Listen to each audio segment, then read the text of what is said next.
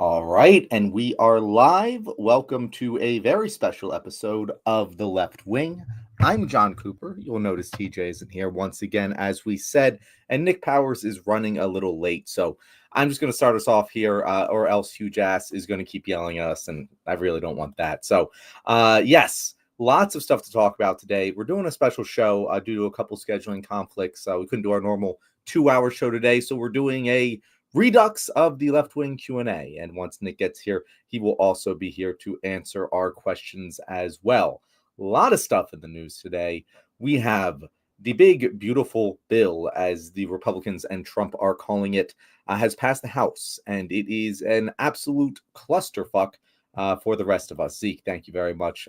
I didn't think you'd have a problem, Zeke, but I'm glad to see that no one was upset. So anyway, we can talk about a lot today. Make sure to drop your comments and questions in the comments here on YouTube, and I'll be here to answer them. And Nick hopefully will be on soon. But either way, let's get started. We can go with the big, beautiful bill here.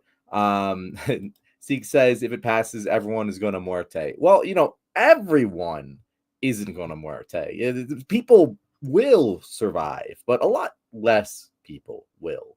This is one of those bills where it basically doesn't do anything good and just hurts people. It's actually incredible how Republicans have ostensibly wanted to reduce the deficit, wanted to cut spending, want to do all of these things. And that isn't even what this bill does. It cuts spending on good things. It cuts spending on Medicaid and Medicare and SNAP benefits. It literally takes food from hungry children. But what does it do? Does it reduce the deficit? Does it reduce our spending overall? No, it does not. It is absolutely catastrophic to our economy and our general deficit as a whole.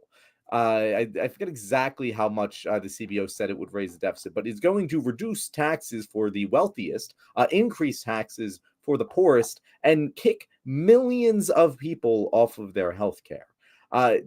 You can make an argument, sure, that we need to reduce the deficit for whatever reasons, and we need to reduce entitlements because of that. But if you're going to do neither, while reducing taxes on the rich and increasing taxes on the poor, I'm really not sure who that's supposed to help other than the rich and Donald Trump and the people who want to privatize all of this healthcare that the government is currently providing. Colby asks, do you think Brian Thompson will happen if Medicaid and Medicare are passed in Senate and signed into law? Do I think it'll happen? So here's the thing, Colby. It's hard to predict when those sort of things are going to happen, right? Because it's not like there is some organized armed resistance movement in the United States of America who would be targeting certain people as a result of certain actions. We don't have an IRA here, right? But I do think that we are going to see more and more political violence. Maybe not as a direct result of this bill, but if you look historically, from country to country, and you try and correlate political violence or civil unrest in general with any sort of lack of wealth or having a wealth, the amount of police spending, amount of whatever spending, there's really no clear correlation except for the level of wealth inequality. Wealth inequality is easily the strongest correlated metric with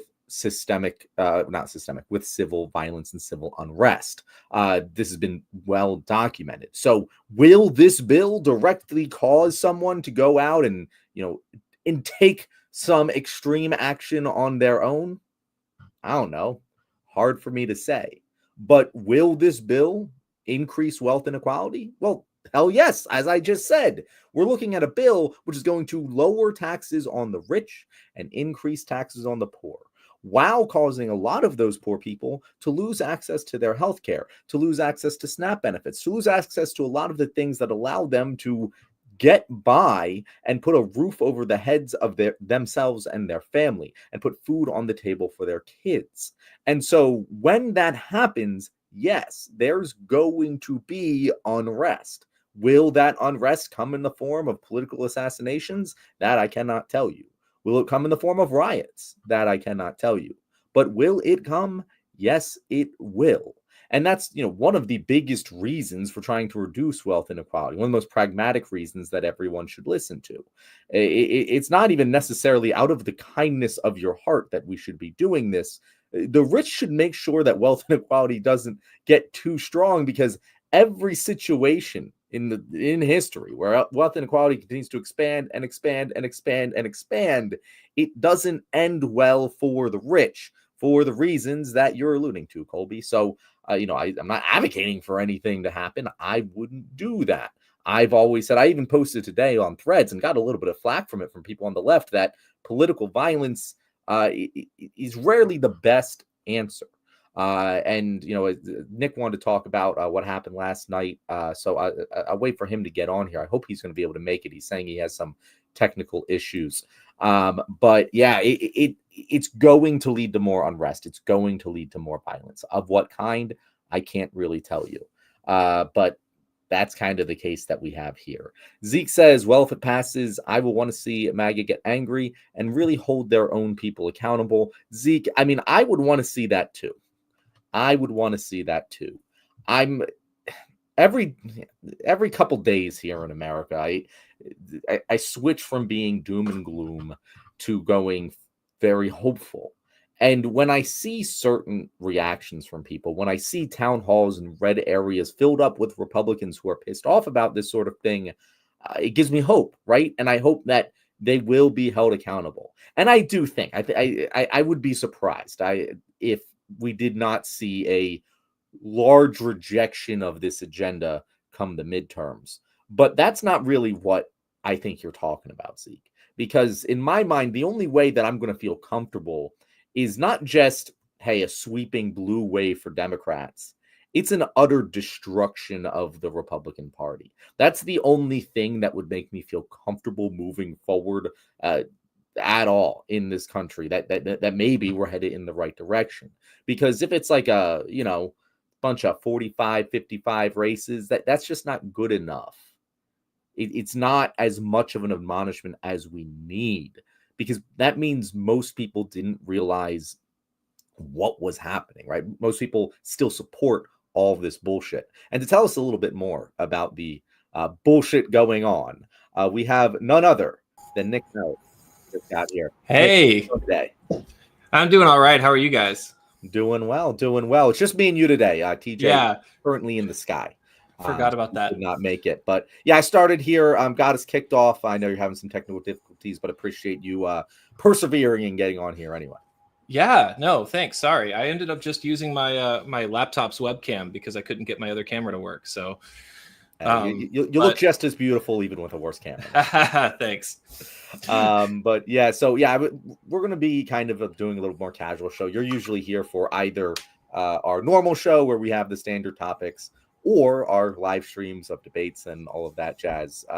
But it's been a while, Nick. I think it's been a couple months. I feel like we definitely had you election on night. We had one time since election. I thought so, and that was a couple months ago at this point. So I guess the first question I want to ask you, we have a Nick Powers fan here. Love your username. Huge ass is probably our favorite username. We also have I've never given a woman an orgasm, also one of my favorite usernames of our audience. But yes, yeah, so it's been a couple months since the last time you were on. I was just talking about how like I oscillate back and forth between hope and doom. Where are you sitting right now? After the news of today and the passage of the big, beautiful bill, I'm sitting more towards doom. But I've still got a little bit of hope because the Senate seems to be a little bit more responsible than the House of Representatives right now. So maybe, that won't go through. Also, the courts have been blocking Donald Trump a whole lot recently. So that's given me a lot of hope.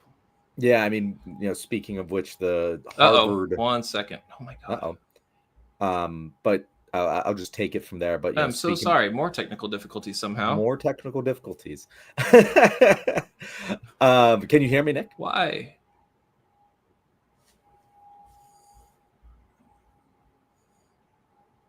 I made sure that they were charged. Okay, I'm gonna put you. All right, can you hear me now, Nick? Can I hear you? Yes, can you hear me?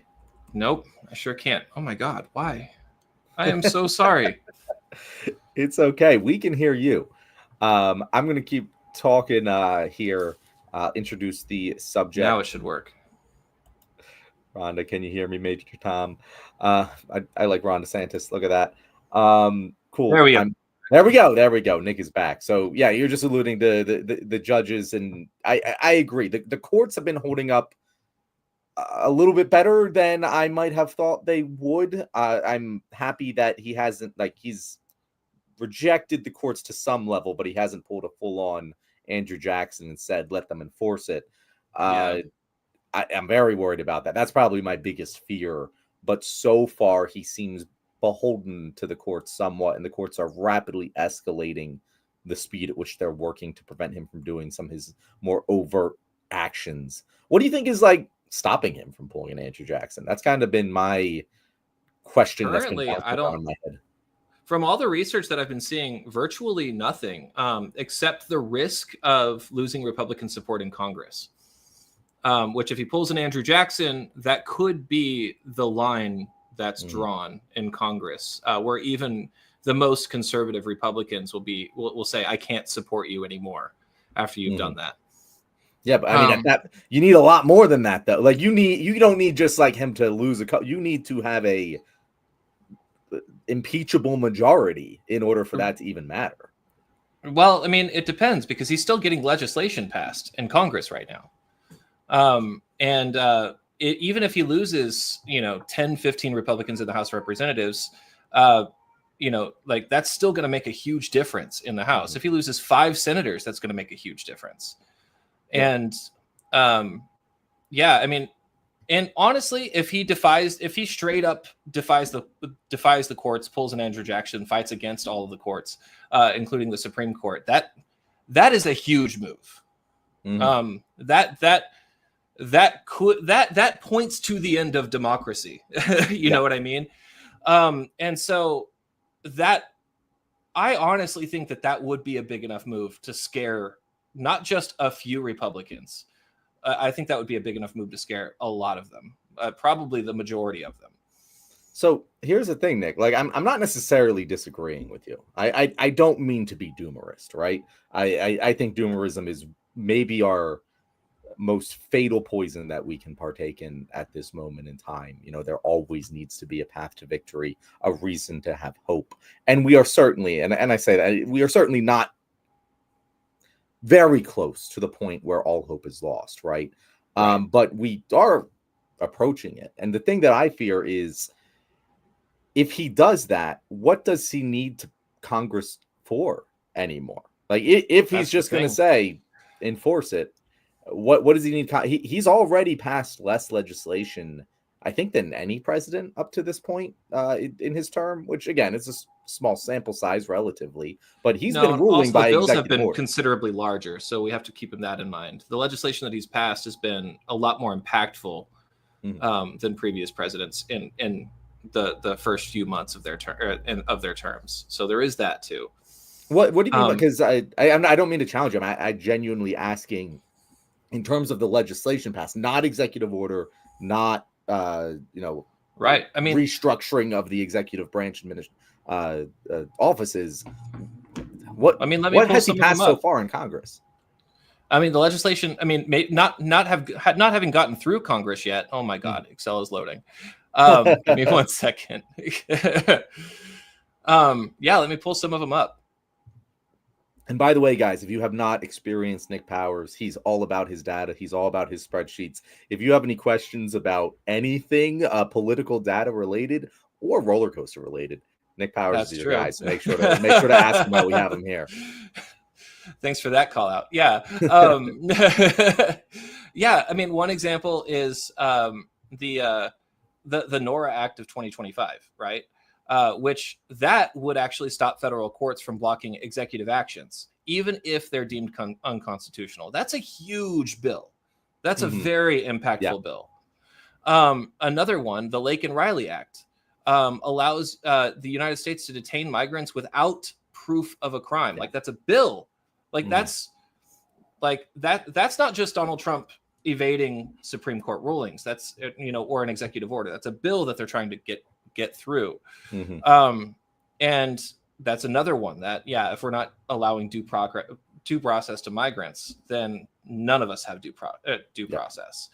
Those are just those two examples are two huge, like that is sweeping legislation just in those two bills. That is so, like, those two bills are extremely impactful to our democracy, more so than any president in modern history. And it doesn't stop there. There are several, and some of them have gone like unnoticed, because there's so much to keep up with. Yep. Just the fire hose tactic of they can't focus on everything. So let's hit them with all of it at once. It is very upsetting, but I feel like the Laken Riley Act specifically is kind of an example of what I'm talking about, where, okay, let's say he doesn't get it passed. He suspends habeas corpus. Now what? It's basically it's not the same thing, but in terms of how scared we need to be of it, it kind of accomplishes the same thing of he can detain you. You can't move to the courts. Who cares if it's legal or not? He's going to do it.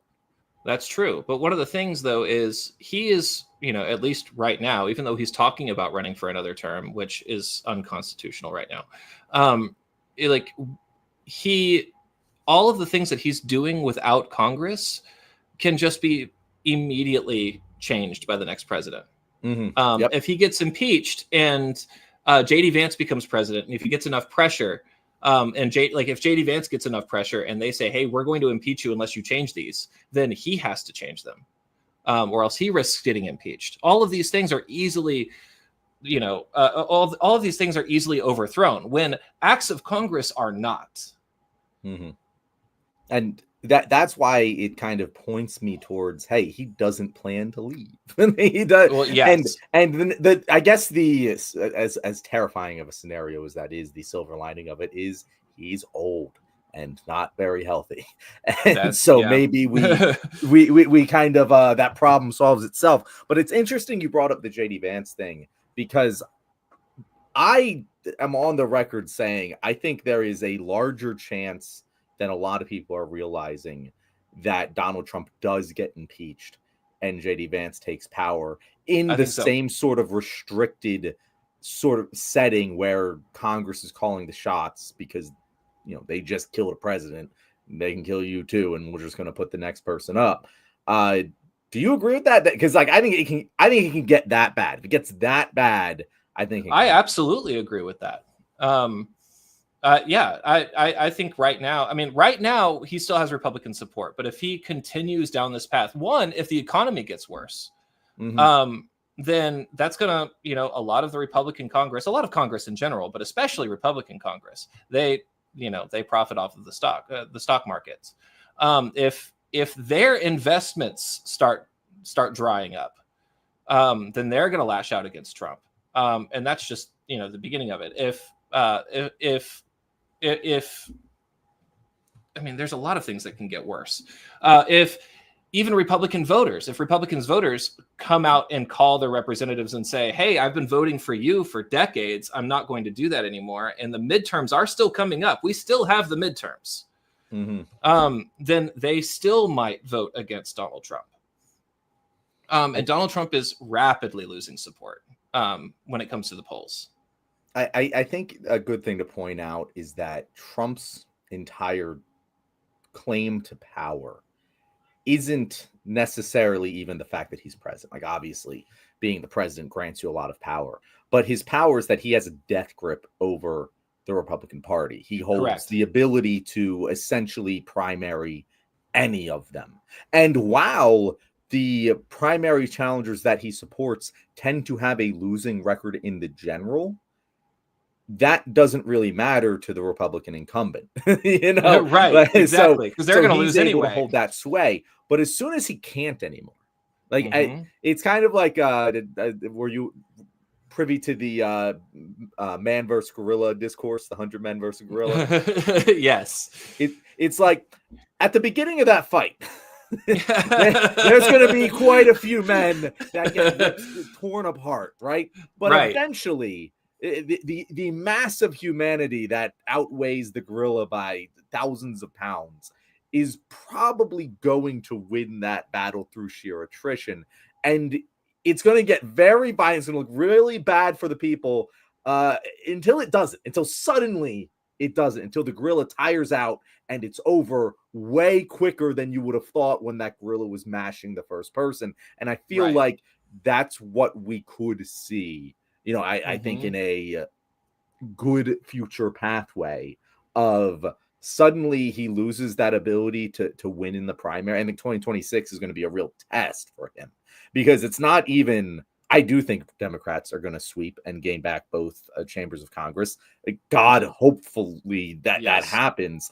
But what's going to be the even bigger test is how many, because I'm going to be honest with you, I don't think having an impeachable majority in Congress for the Democrats is off the table in 2026, depending on how bad things go. But even if it doesn't, if it goes bad enough that Donald Trump no longer holds that sway over Republican primaries, suddenly the entire power dynamic that we've been used to for the past 8 years at this point is gone. And we're living in a new world. And we have to keep in mind that a lot of old guard Republicans have come out, and, you know, even before Donald Trump won the election again, like Mitt Romney came out against Donald Trump. A lot of old guard Republicans have come out, and even though they've voted with his policies, they've come out criticizing him. I don't think that that's too far away, especially if the Democrats win in the midterms, because then it only takes a couple of them to you know, a couple of Republicans to sway. Exactly. I mean, and especially in the Senate, like I guess we'll have to see in the Senate, honestly. But in the Senate, like the biggest hurdle that we've had to get through, because Donald Trump has been impeached twice, is conviction. Now, of course, I believe that there's grounds for it. But if Donald Trump loses, it's a third of the Senate that's up for re-election in the midterms. If Donald Trump loses more sway than we think he might, than we think he might could in the Senate races, which again aren't gerrymandered, they're all popular vote. We could easily see a conviction shortly after the midterms. Yeah, I wouldn't. Depending on how that goes, you could theoretically. It depends on how the next couple, year and a half go. It's kind of hard to predict at this point. But if it gets bad, if he loses that sway over the Republican Party before then, you might see Republicans running on, I'm going to impeach Trump. You know, right? Like we're going to return the Republican Party back to its small government and freedom roots. Have the Freedom Caucus people kind of take over the MAGA crowd, and there's problems with that too, Nick. Let's be very clear. 100%. I don't like those guys very much either, but it's certainly better than. I prefer libertarians to fascists. I'll put it that way. Right. Yes. And I mean, even though I'm with you, there are so many problems. Like, these are not the good guys that will be coming out against Donald Trump. They're still conservative Republicans, but there are still even more bonuses than I think, we're talking about right now. There's still the fact that the Republican Party will be split, just like the Democrats were in the 2024 election, which can give us, not just in the midterms, but in the 2028 election, considerable ground. Yeah, for sure. And I do want to hear your thoughts on the Democrats and kind of where they are, what they're doing now, and what direction you think they're going to go and what direction you think they should go, because those are often two different things. But before we get to that, this is our Q&A show. So definitely, if you guys have any questions for us, drop them in the comments. We have a very important question for you, Nick. This comes from Zeke. Do you do shiny hunting? Wait, hold on. Is that a Pokemon related question? It is a Pokemon related question. Oh my God. I started playing Pokemon Go again like 2 months ago, actually. But then I dropped off because I've gotten busy. I would like to do shiny hunting. but I also suck at Pokemon Go. So I guess the answer is no, but I wanna.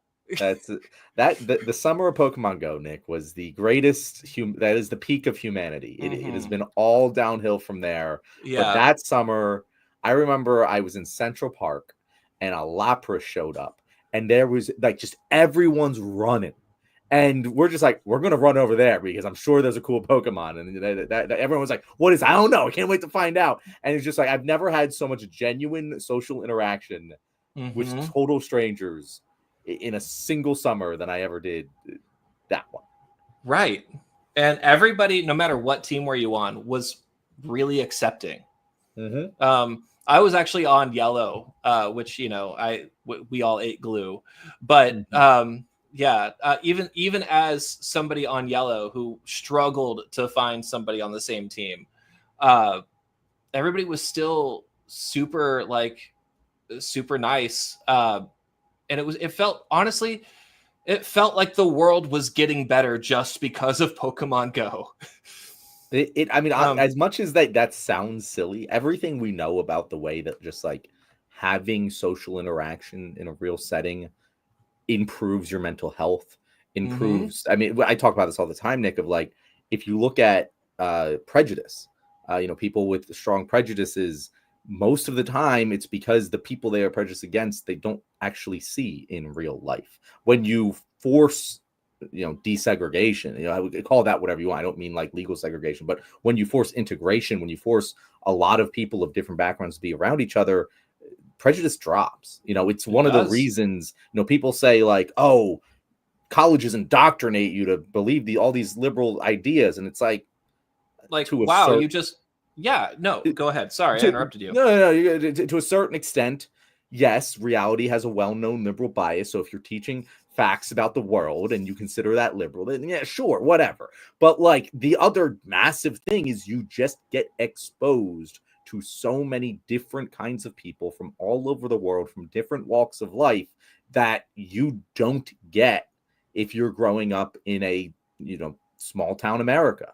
And that opens people's eyes up to a lot of the obvious lies that conservatives tend to believe. Right. It's and it's not, it, like you said, it goes beyond just seeing other viewpoints. It goes into getting to know different groups of people and seeing that your viewpoints were wrong about them. Exactly. So anyway, looping this back. Speaking of people who are wrong a lot of the time, the Democratic Party, what has been your take on their job performance thus far in the Trump presidency? Ooh, I have a lot of complicated feelings about that. So I've been trying to stay hopeful. If you follow Ariella Elm, she's wonderful about posting what the Democrats are doing literally every day. And there have been a lot of things that I wouldn't have seen. Just daily wins, Democrats actually doing the work that we're asking them to. Do I think that they could be doing more? Yeah, I obviously. Cory Booker just voted for Kushner. Yeah, the Kushner guy. Yeah, I forget his first name. I think Jared. Yeah. Anyway. Yeah. And why? What? How he's the only Democrat to do that, but still. And like this is, Cory Booker is actually a Democrat that I follow, that I like, and that really surprised me. So it's more complicated than just, do I think the Democrats are doing a good job?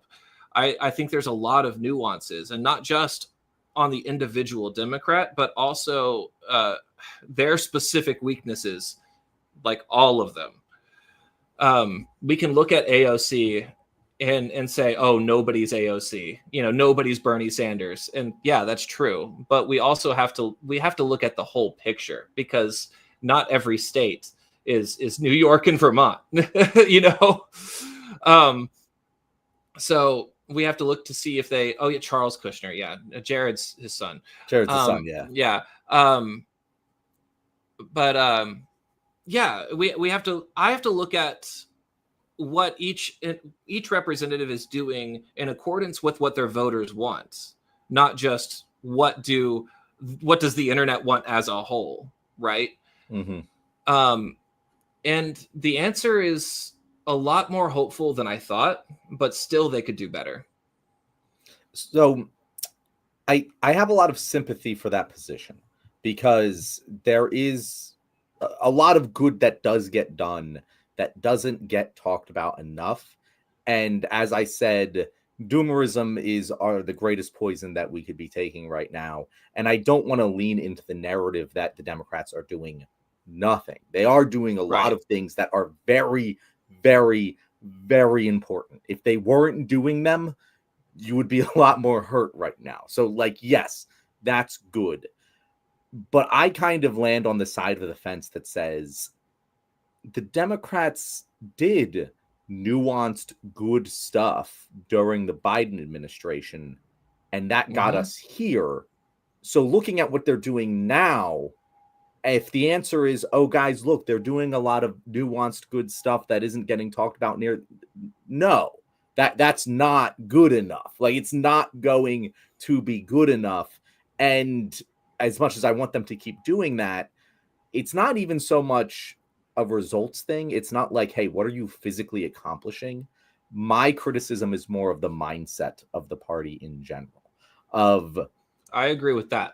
They seem to think that we should be operating under business as usual standards. I think a great example that of is this, changing, luckily. It's changing slowly. Yes, but it's changing. But it is changing. But it should have changed the moment they called Donald Trump a fascist. I've said this a million times. You can't call Trump a fascist and then act as if he's a normal president. Because if you do, suddenly fascist loses all meaning to people. And it kind of already does. But like, people look at that and go, well, you're obviously a bullshitter still. And I'm not going to trust you any more than that bullshitter over there. I think Cory Booker is a great example of that too, where he goes on this, honestly, I liked the speech. I liked the filibuster. There were a lot of people on our side of the aisle that were being like, he's funded by AIPAC. This is performative. It's not actually accomplishing anything.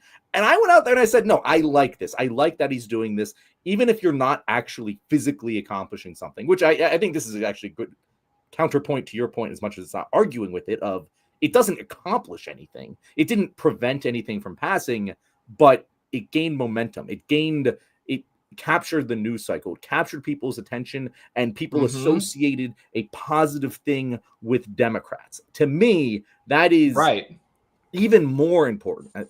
I hate to say that, because the actual work is actually more important, but in terms of the winning the larger game, you got to win your battles. But in terms of winning the war, people need to associate the Democratic Party with good things. They need the vibes, because people don't vote on policy as much as we want them to. Clearly, that's not the case, or else Donald Trump would have lost, because his policies in a blind test got trounced by Kamala's policy, right? So in my mind, if Cory Booker is going to go do that, and then I'm going to go out there and defend him for doing that, when he then nominates Kushner, whose name I already forgot, Charles Kushner. Yeah, Charles Kushner. Yeah. Like, what did you do it for? Like, to me, that just signals, more of the same. More of the same. Democrats going out there, talking a big game, and then not backing it up when it comes time to say fuck you to their donors. I think as content creators, it's, and I'm not disagreeing with your point. I completely agree with your point that the narrative needs to change. But I do think one of my jobs as a content creator is to spread awareness about the fact that in Cory Booker's case, nominating Kushner or voting for Kushner, he was the only Democrat to do that. And I think that's an important message to say. Yes, it is appropriate to reach out and be like, why did you do that? It's important to call him out and say and call him out for being the only Democrat to do that. But a good message would be the Democrats disagreed with him. And the content creator, that's part of my job. Everybody sees what the actual ratio of people that say, oh, Cory Booker, he stands for all Democrats. Like we supported Cory Booker. He did this thing. And now the Democrats are back to just being supporting fascists, but that's not true. Not even from Kushner. So, go ahead. Sorry, didn't mean to cut you off. Oh no, you're good. I was pretty much done. So that brings up a good follow-up question in my mind. So how do I put this? You're right that the Democrats didn't all do that. It was Booker, right? But again, that's not what got through to the narrative. The narrative was a negative thing about Cory Booker, and I didn't see the Democrats, as much as they didn't do it with him, none of them attacked him. None of them held his feet to the fire and said, "What the fuck are you doing?" And that's what I would have preferred. Right. You hear the term thrown out a lot called circular firing squad. And in my mind, now is the time for a circular firing squad. I think it needs to be dog eat dog, survival of the fittest. You are either the best possible person in your position doing everything you can to fight fascism, or I'm going to take you down and we're going to replace you with someone who can do your job better. That is an aggressive stance, and I know that. But that, in my heart of hearts, is how I feel. If you look at any other high-stakes organization, you look at the NFL, general managers have an average shelf life of 3.5 years. And the NFL doesn't have as high a stakes as the U.S. government. So why should it be treated any differently? That's the way I view it.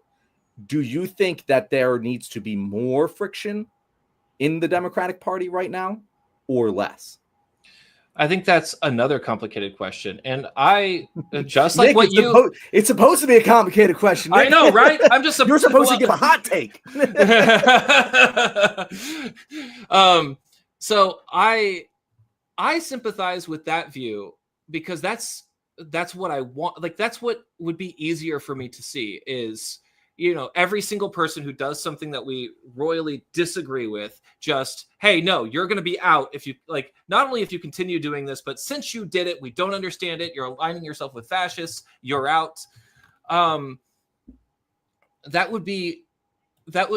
the narrative is easier to follow there. It gets a lot of attention. It gets people involved. It gets people going, but it also doesn't gain votes. And right now, the biggest thing that we need to fight fascism is people butts in seats. As much as I fucking hate it, the biggest thing that we need is butts in seats. And if we keep firing squatting everybody except for the perfect candidates for people on the internet and not just people who vote for them, we're not going to have anybody left to vote for. And it also, we would start losing people. Like if we decided, hey, we're never going to vote for Cory Booker again, we lose a name that's reputable. We, like, when he comes on the ticket, we lose when his re-election comes up and we decide that we're going to primary him and somebody else wins, we lose that incumbent advantage and we start losing people in Congress. Now there is an appropriate amount to do that. And I do think that right now, when it comes to Congress, we can do that. Like we can do that a little bit. We're a lot right now because we're far enough away from the midterms that we can get all of these goods and evils sorted. But I think it's important to do that with the asterisk that come November, we're voting fascist versus not fascist. And if the problem in 2024 was we didn't have that asterisk. So many of us thought that Kamala Harris was just as bad as Donald Trump. And we were so mad that we didn't get a full primary, even though we don't primary incumbents for presidents. We were so mad at what Biden was doing, even though he wasn't the person running, that we forgot the asterisk that if Kamala lost, we'd have fascism. So I'm interested, Nick, because you're the data guy, right? As much as I do some data stuff, you do way more data stuff than me.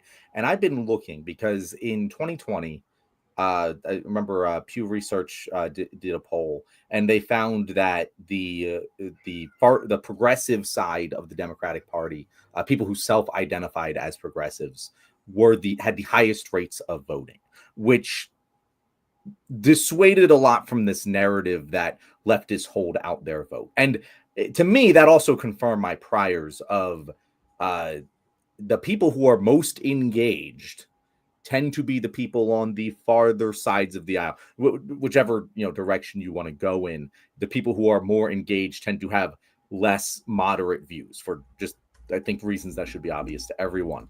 I haven't seen that kind of data come out about 2024. I haven't seen any sort there of has been.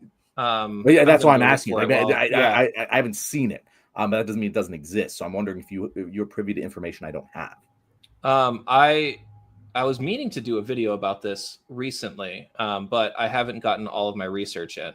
I have the article pulled up from Pew Research Center, but it's going to take a lot to go through. And you're right that, okay, so let's start with what you were saying before. I can't go through this article right now. Not while we're live. I thought for a second, I was like, maybe coincidentally, I can just grab like a few bits of it. That's why it's nice when there's a third person. So when they're talking, you can just like be researching your next point. Right. But I will say regarding those previous articles, when it comes to Pew Research Center, and I mean, a lot of these kinds of researchers who look up demographics based on belief systems. Progressives is a big bubble to put people in.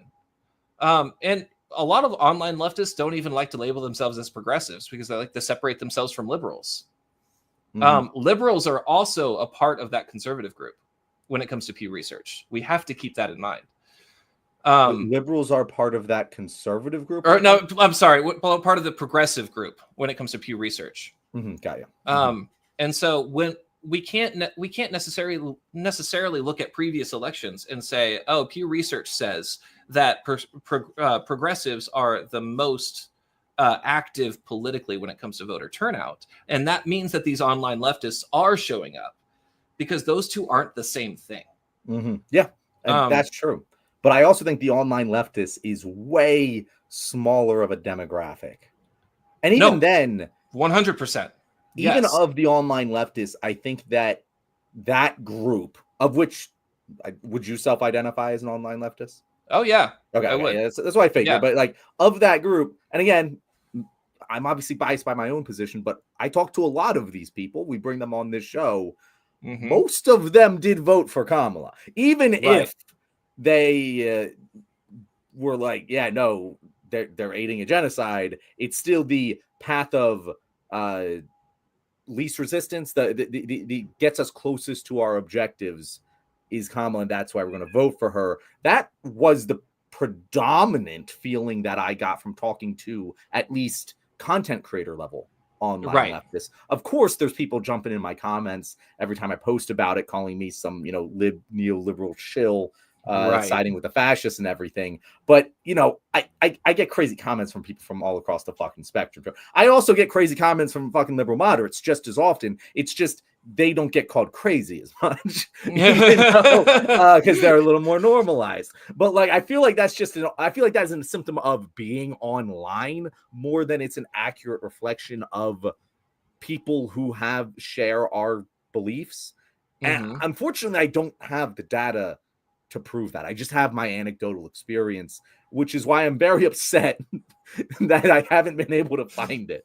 But do you feel like the leftist holdout vote did contribute to Kamala's loss? Because I would say it didn't, or at least in any way relative to the liberal moderate holdout vote, which came from a much larger demographic.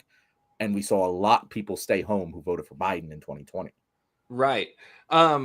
Okay. So I want to clarify, like, before I answer that, I do want to clarify a point real quick. And I think that this was understood, but I just want to make it clear. Yeah.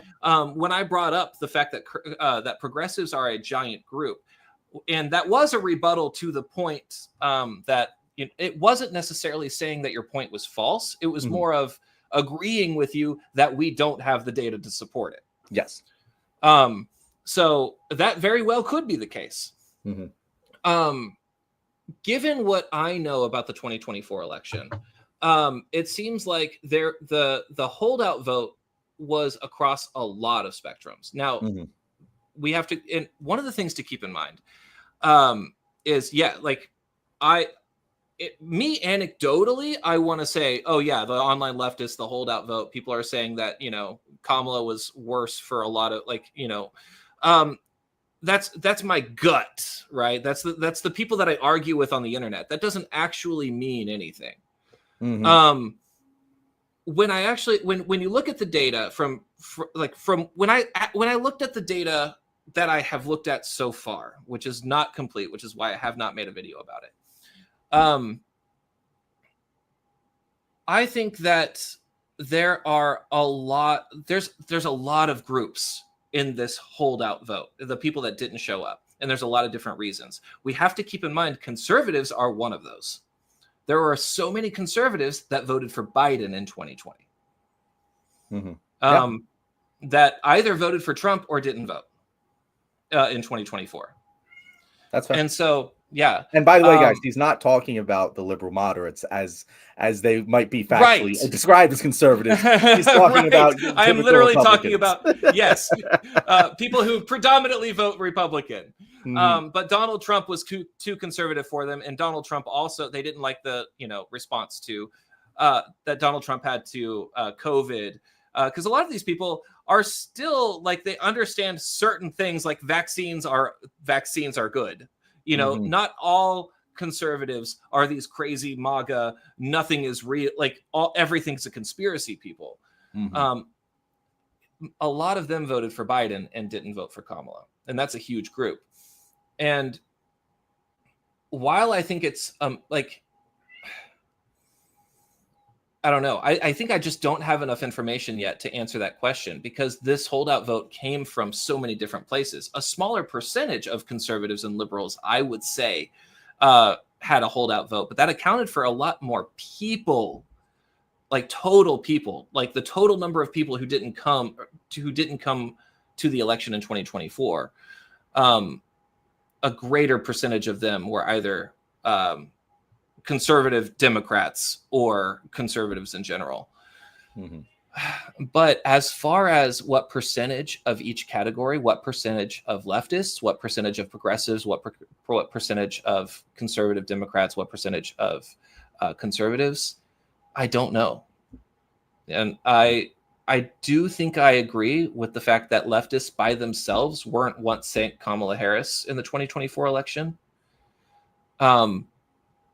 But I feel like that's a dangerous path to go down for a lot of different reasons. A lot of people want to say that because they want to talk about how it wasn't online leftists' fault, it wasn't progressives' fault. If it came to us, then Kamala would have won. But we also have to keep in mind that if we say that their vote didn't matter, if we say that the online leftist vote was so small that it didn't actually matter in this election, then we also are saying that Democrats don't have to care about their vote. And I think that's a dangerous path to go down. I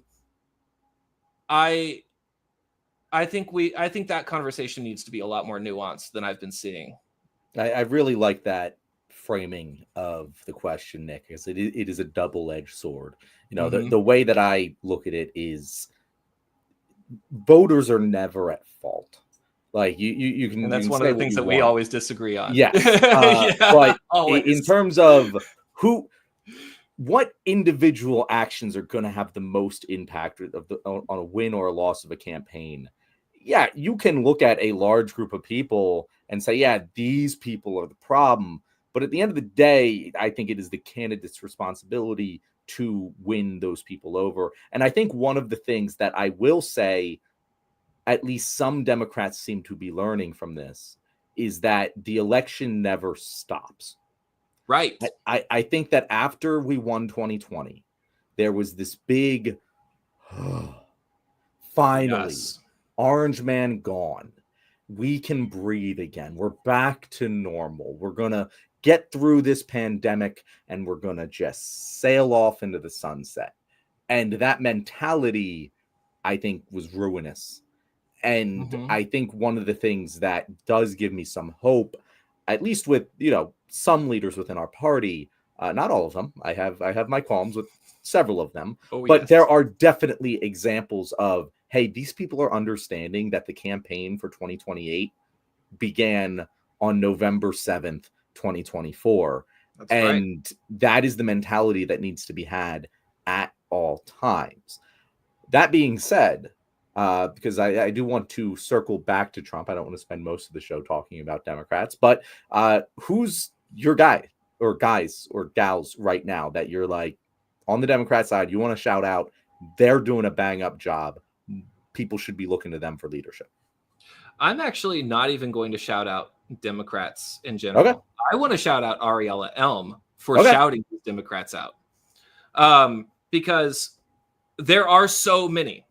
There are 400 members in the House. We can't shout out all of them, in one place, but she can, because she talks about all the Democrats every day that are doing something. So I know that that's a cop out. I'm very aware of that, but I do want to shout out her channel. Mm-hmm. And if you don't do you follow her, John? I don't. This is the first time hearing of her. Yeah. Oh, I'm gonna link you to her after this, I guess. But her screen name is Ariella Elm. Okay. Or that's her name. Are you a mutual of hers? Do you? Yeah, I do know her. I talk to her sometimes. Yeah. Yeah, and that's that is her screen name too. Ariella.elm. I can put it in the chat. Cool.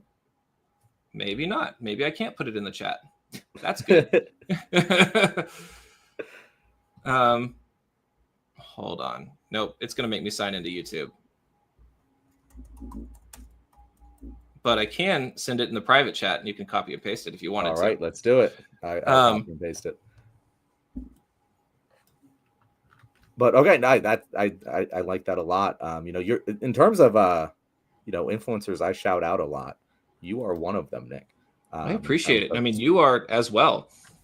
Both you and TJ. Short form video. I really like what you do. I always say I think that we come from a similar mindset of we like to take complex ideas, concepts, arguments, and break them down using language that the average person will be able to understand. And I think that is a very valuable skill that needs to be done more from everyone involved. There's obviously room for academic language and study and research, and that needs to still exist. But I think a lot of people who are smart and able to comprehend these concepts and ideas and arguments need to start talking in more normal people speak. 100%. Because I think that's a big part of the problem we have in America right now, is that expertise is siloed and people aren't getting it. Right. Anyway. You actually have a shout out in your comment section. Zeke. Yep, there it is. Mm-hmm. And it's true. It's 100% true. I appreciate it, guys. I appreciate it. I've been making less. It is not. I've been on Threads a lot. Is where I've been making a lot of content just because it's easier. Yeah. And I mean, same. The problem I'm having, and this is just talking shop, is like I struggle to do the sort of breakdowns that I'm used to, because it's like, what is the fucking other side of this argument? Like, what am I even supposed to be breaking down here? Tariffs bad. When we lock people up and deport them for their speech, that's bad. What more video do you want? Like, what am I? Why should I dedicate a couple hours to making this video when essentially it just boils down to free speech? Good. Due process. We need it. Like, how many more times can I make this argument? Like, no, I'm the same way. That's I'm sure that you've had this issue too, John. When I've been when I have been making videos, and it's about nuanced topics, the topics have been a lot more in depth than normal, because the ones that do need to be broken down and aren't just obviously that's bad, require a lot of evidence. I took 13 hours to make one of my recent videos, counting the research, the editing, and everything. So I've been posting considerably less because these things are just taking longer, and it's a lot harder to find something to talk about. Yeah, I couldn't agree more. This is the Q&A or a Q&A. So Zeke did ask a question I wanted to address, and then I do want to close with the Harvard thing, if you have the time. Right. So Zeke says, what's up with some people being fine being in the middle? kind of bugs me how some content creators shit on the far right and have the audacity to say they aren't crazy like the far left. So this is something me and TJ say a lot, is like, as much as some of the crazies on the far right are worse morally and like in reality, if their policies come to pass, we respect them a little bit more, because at least they're being fucking consistent. At least they're taking this ideology and like sticking with it, instead of, in the people in the middle are kind of forced to take a lot of incoherent stances in order to avoid the extremes. Because, and that's why I kind of alluded to earlier, is that the longer you're in this, the more engaged you get, the more rigid might not be the right word, but the more thought out and defined your stances and principles are, and that tends to push you away from the middle just by default. And I do you have the same sort of feeling there, Nick, where it's just like the more you're in this, the more you kind of realize that the middle is the worst place to be? Right. No, I completely agree. I mean, there are people that I understand where they're coming from in the middle, but it's very few and far between. And most of the time, they don't end up staying in the middle because the Overton window shifts. You know, if they're really true to their beliefs, then they're going to end up at the left or the right at some point in time. And if they're changing while the middle changes, then they're not really true to their beliefs. Yeah. And a lot of the people, like, and one of the things that I do respect about even the people, like the really loud leftists in my comment section, the few that I don't agree with on a lot of the points that they made, which I agree with. You know, I'm a leftist. I agree with almost all of the points that leftists make in my comment section. One of the things about them is they're like, when you look at leftism, viewpoints are always changing, because with nuance, with events, with context, things progress. That's really what progressivism is. And moderates, their goal is to just stay in the middle. They do not care about ethics, morals. They don't necessarily care about what their actions are doing. They just want to listen to both sides and find themselves somewhere in the middle. That's not true for all of them. Like, I know a few that's not true for, but I do agree with those commenters on a general principle when you look at moderates. There's a reason that the phrase, the centrist believes every war was unjustified except the current one, is true throughout history.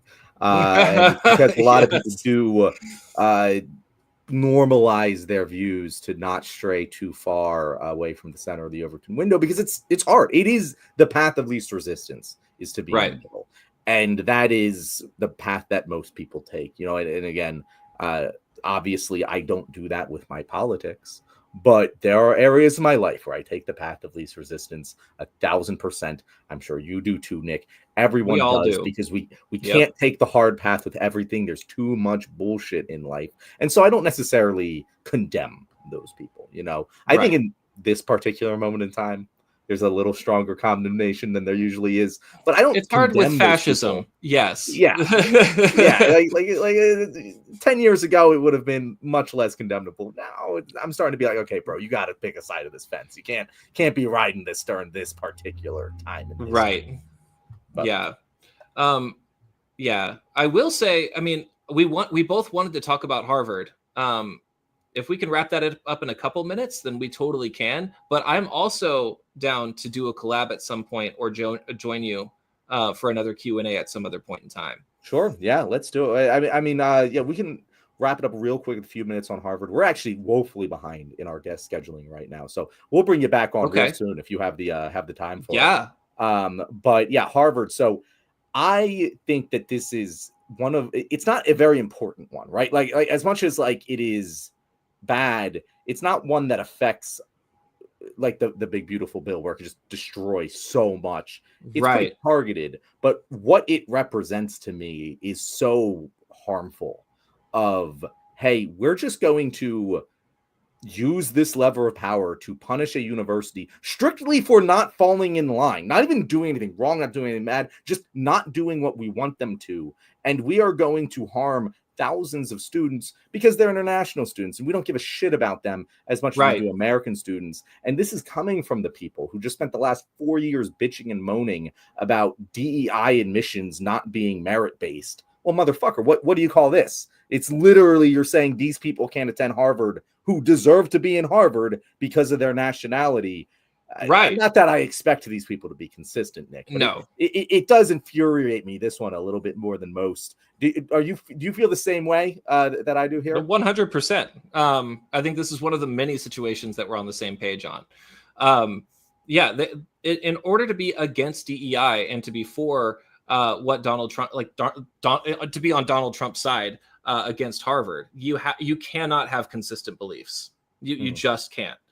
And also, I agree with you that this sets a dangerous precedent, not only because of what it entails to Harvard students, but also that precedent can stop international students from coming here, and it can also the propaganda that it helps perpetuate can harm international students while they're here. It also harms domestic students because they are enriched. Yeah, exactly. Enriched by the international students. Yes, 100%. All right. Well, we do have to wrap it up, Nick. We will have you back on very soon because it has been way too long since you've been on the show. And it was honestly nice to just have a hour-long chat with you as opposed to going topic-based. But yeah, cool. So thank you guys very much for watching. By the way, Nick, you are a demanded guest of ours. Whenever we say, hey, Nick Powers is coming on, we always have cheers for you in the comments. So thank you guys. I appreciate that. We will bring you back on soon. We will be back next week on Tuesday at 6 Thursday, just being TJ for a Q&A show. And then back again on the following Thursday. Thank you very much. This has been The Left Wing. See you guys later.